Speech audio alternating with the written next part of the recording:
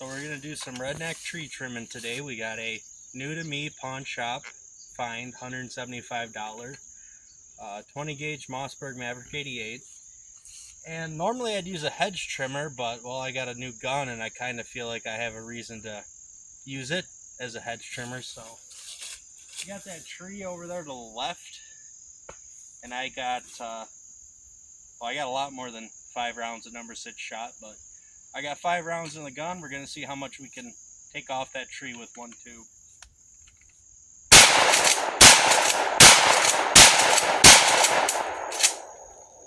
It's not bad. I feel like a 12 gauge works a little bit better though. I'll load up again.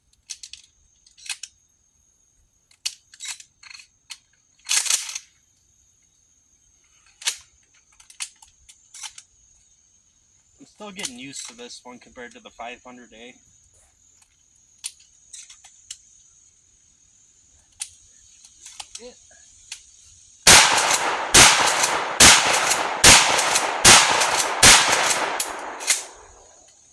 Alright, well that kind of worked. You can stop the video.